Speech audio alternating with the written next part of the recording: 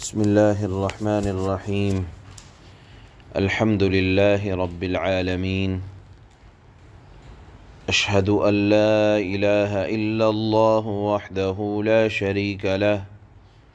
واشہد ان سیدنا ومولانا محمدا عبدہ ورسولہ اما بعد فاعوذ باللہ من الشیطان الرجیم بسم اللہ الرحمن الرحیم الذين قالوا إن الله عهد إلينا ألا نؤمن لرسول حتى يأتينا بقربان تأكله النار قل قد جاءكم رسل من قبلي بالبينات وبالذي قلتم فلم قتلتموهم إن كنتم صادقين فإن كذبوك فقد كذب رسل من قبلك جاءوا بالبينات والزبر والكتاب المنير صدق الله مولانا العلي العظيم۔ اللہ کے نبی صلی اللہ علیہ وسلم نے مدینہ منورہ کے یہودیوں کے سامنے جب ایمان قبول کرنے کی بات کہی تو انہوں نے جہاں اور حیلے بہانے کیے وہاں ایک اور حیلہ یہ کیا کہ پچھلے انبیاء کے زمانے میں یہ طریقہ رائج تھا کہ جب وہ انبیاء خود یا ان کی امت کے لوگ کوئی قربانی یا کوئی اور چیز اللہ کے نام صدقہ کرتے یا نذر کرتے یا قربانی کو پیش کرتے یا کچھ صدقہ اور خیرات کرتے تو اس کو میدان یا پہاڑ پر رکھ دیتے، آسمان سے ایک آگ آتی اور وہ آسمانی آگ اس کو جلا کر ختم کر دیتی، تو لوگ یہ سمجھتے یا یہ سمجھا جاتا تھا اس زمانے میں کہ یہ قربانی، یہ نیاز، یہ صدقہ اللہ تعالی کے حضور میں قبول ہو گیا، اور اگر کوئی آگ نہ جلاتی تو یہ سمجھا جاتا تھا کہ خدا کے ہاں، اللہ کے ہاں وہ قربانی، وہ صدقہ، وہ نیاز یا وہ نذر قبول نہ ہوئی۔ اللہ تعالیٰ نے یہ معجزات حضرت عیسیٰ علیہ السلام سے پہلے دیگر انبیاء کو اس طرح کے معجزات دیے تھے کہ ان کا صدقہ، نذر، نیاز، صدقہ قبول کرنے کے لیے وہ اپنی عطایا کو یا اپنے صدقات کو ایک پہاڑ پر رکھتے، آسمانی بجلی آتی یا آگ آتی اس کو جلا کر ختم کر دیتی، تو یہ سمجھا جاتا تھا کہ ہاں اللہ نے اس کو قبول فرما لیا۔ اللہ کے نبی صلی اللہ علیہ وسلم جب تشریف لائے تو اللہ تعالیٰ نے آپ پر اور آپ کی امت پر یہ کرم، یہ فضل، یہ احسان فرمایا کہ اب تمہارے صدقات کو، تمہارے عطایا کو، تمہاری قربانی کو آگ کے جلانے کی ضرورت نہیں ہے، بلکہ آپ اپنی قوم کے غریب مسلمانوں پر اس کو خرچ کر دیں، اور کسی امتحان کی ضرورت نہیں ہے کہ اللہ کے ہاں قبول ہوا نہیں ہوا۔ آپ نے خرچ کر دیا تو سمجھ لیں کہ اللہ تعالیٰ نے قبول فرما ہی لیا۔ جب اللہ کے نبی صلی اللہ علیہ وسلم نے یہ بات فرمائی کہ اب ہمیں یہ دکھلانے کی ضرورت نہیں ہے کہ آگ آئے گی یا نہیں آئے گی، بلکہ ہمارے لیے حکم یہ ہے کہ ہم اپنے عطایا، صدقات کو غریب مسلمانوں پر خرچ کر دیں، تو یہودیوں نے یہ طعنہ دیا اللہ کے نبی صلی اللہ علیہ وسلم کو کہ ہم ان پر ایمان اس لیے نہیں لائیں گے کہ یہ کوئی معجزہ نہیں دکھا پا رہے ہیں کہ آسمان سے آگ آئے اور ان کے قربانی کو کہ گوشت کو کھا لے، اور ہم اس وقت تک ایمان نہ لائیں گے جب تک کہ یہ معجزہ نہ دکھلا دیں کہ ان کے عطایا کو آسمان سے بجلی آگ آئے اور وہ جلا کر راکھ کر دے۔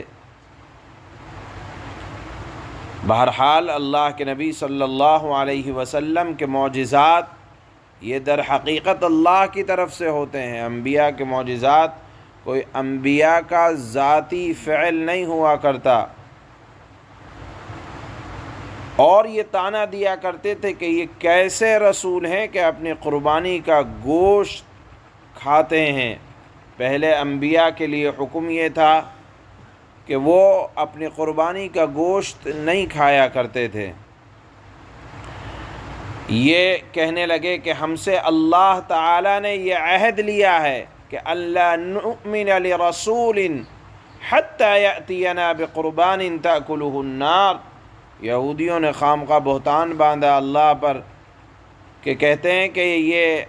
یہودیوں کے اس فعل کو، اس قول کو، اس بات کو اللہ نے یہاں نقل فرمایا کہ ان کا یہ کہنا ہے کہ ہم ان رسول پر یعنی حضرت محمد صلی اللہ علیہ وسلم پر ایمان نہ لائیں گے، اس لیے کہ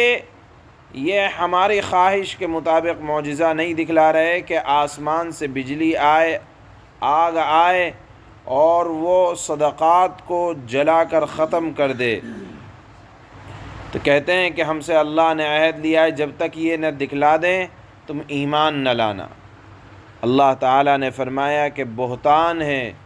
جھوٹ ہے اللہ تعالیٰ پر، نہ تو ایسا ان کی کتابوں میں موجود ہے اور نہ ایسا کسی پیغمبر نے فرمایا ہے۔ بہرحال یہ اللہ کے نبی صلی اللہ علیہ وسلم کی امت کو خاص امتیاز حاصل ہے کہ اموال صدقات کو آسمانی بجلی کے نظر کرنے کے بجائے مسلمان فقراء اور غرباء کو دے دیا جائے، اور اپنی قربانی کا گوشت خود بھی کھا سکتے ہیں۔ بہرحال اللہ کے نبی صلی اللہ علیہ وسلم پر ایمان نہ لانے کا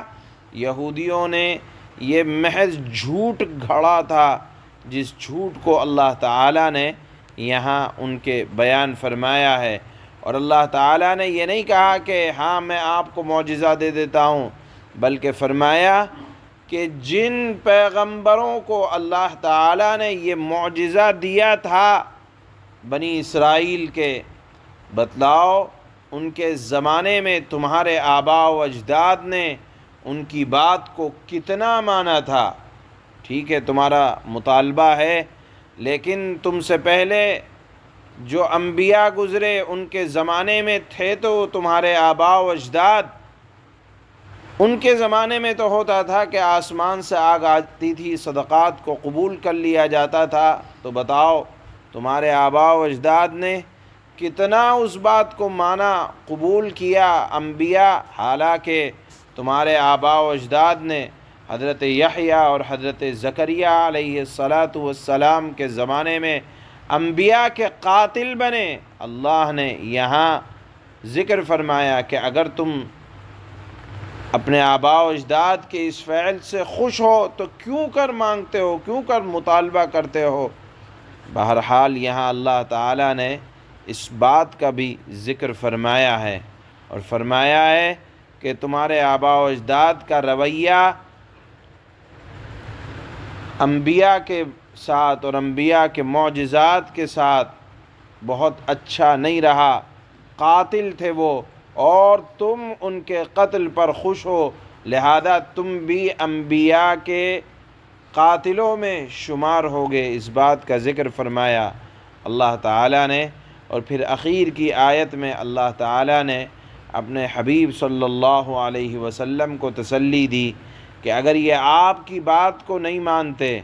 تو ہرگز دلگیر نہ ہو، دل چھوٹا نہ کریں۔ آپ سے پہلے بھی انبیاء آئے ہیں، لوگوں نے ان کو جھٹلایا ہے، وہ لوگ دلائل کے ساتھ لے کر آئے، معجزات کو پیش کیا، کتابیں لے کر آئے، صحیفے لے کر آئے، صاف صاف نشانی لیکن دشمنوں کی ہمیشہ سے یہ عادت رہی ہے کہ وہ کوئی انوکھی بات کا مطالبہ کرتے ہیں، اور جب وہ مطالبات پورے ہو جاتے ہیں تو اب اس کے بعد کوئی ایسا نہیں ہے کہ وہ ایمان کو قبول کر لیں، کوئی اور بات کو چھیڑ دیتے ہیں۔ لہذا آپ کو اگر یہ جھٹلا رہے ہیں، ایمان قبول نہیں کر رہے، تو آپ اپنے دل کو چھوٹا نہ کریں۔ اللہ تعالیٰ آپ کو تسلی دیتے ہیں کہ آپ اپنا کام کرتے رہیں برابر، اور کسی کے قبول اور نہ قبول کرنے سے آپ دلگیر نہ ہوں، اپنے آپ کو تکلیف میں، پریشانی میں مبتلا نہ کریں۔ یہ مضمون اللہ تعالیٰ نے دوسری آیت میں بیان فرمایا۔ لہذا داعی کی ذمہ داری یہ ہے کہ وہ نتیجے کو اللہ کے سپرد کر دے اور اللہ کی بات کہتا اور کرتا چلا جائے۔ اللہ تعالیٰ اسی اعتبار سے قبول کر لیں گے۔ اللہ فرماتے ہیں الذین قالوا ان اللہ عہد الینا الا نؤمن لرسول حتى يأتينا بقربان تأكله النار قل قد جاءكم رسل من قبلي بالبينات وبالذي قلتم فلم قتلتموهم إن كنتم صادقين۔ یہ یہودی وہ لوگ ہیں جو کہتے ہیں کہ اللہ نے ہم سے یہ وعدہ لیا ہے کہ کسی پیغمبر پر اس وقت تک ایمان نہ لائیں جب تک وہ ہمارے پاس ایسی قربانی لے کر نہ آئیں جسے آگ کھا جائے۔ یہ بات ان کی طرف سے محض وقت گزاری کے لیے ایک بہانہ تھا، حقیقت میں ایمان لانا پیش نظر نہیں تھا۔ اس لیے اللہ تعالیٰ انہیں آگے یاد دلاتے ہیں قُلْ قَدْ جَاءَكُمْ رُسُلٌ مِّن قَبْلِي بِالْبَيِّنَاتِ وَبِالَّذِي قُلْتُمْ فَلِمَ قَتَلْتُمُوهُمْ إِن كُنتُمْ صَادِقِينَ۔ اللہ فرماتے ہیں اے نبی آپ جواب میں ارشاد فرمائیں کہ مجھ سے پہلے تمہارے پاس بہت سے پیغمبر کھلی نشانیاں بھی لے کر آئے، معجزات لے کر آئے، لیکن تم ان کو قبول کرنے کے بجائے، ایمان لانے کے بجائے انبیاء کو قتل کرنے لگے۔ یعنی جن انبیاء نے تمہارے مطالبات کو پورا کیا تو ایمان لانا چاہیے تھا، تمہارے آباء و اجداد نے ان کو قتل کیا۔ یہ ذکر ہے، اللہ نے یہاں فرمایا کہ اے نبی آپ کہیں مجھ سے پہلے تمہارے پاس بہت سے پیغمبر کھلی نشانیاں بھی لے کر آئے اور وہ چیز بھی لے کر آئے جس کے بارے میں تم نے مجھ سے کہا ہے، پھر تم نے انہیں کیوں قتل کیا؟ اگر تم واقعی سچے ہو، یعنی ایمان لانا چاہیے تھا، ایمان کے بجائے ان کے قتل کے در پہ ہو گئے۔ فَإِن كَذَّبُوكَ فَقَدْ كُذِّبَ رُسُلٌ مِّن قَبْلِكَ جَاءُوا بِالْبَيِّنَاتِ وَالزُّبُرِ وَالْكِتَابِ الْمُنِيرِ۔ اے پیغمبر اگر پھر بھی یہ لوگ آپ کو جھٹلائیں، آپ کی بات نہ مانیں، تو آپ کو جھٹلانا یا نبی کو جھٹلانا یہ کوئی نئی بات نہیں ہے۔ آپ سے پہلے بھی بہت سے ان رسولوں کو جھٹلایا جا چکا ہے جو کھلی کھلی نشانیاں بھی لائے تھے، معجزات بھی لائے تھے، لکھے ہوئے صحیفے بھی لائے تھے، اور ایسی کتابیں بھی لائے تھے جو حق کو روشن کر دینے والی تھی۔ یعنی انبیاء کی تکذیب یہ لوگوں کا پرانا طریقہ رہا ہے۔ سبحان اللہ۔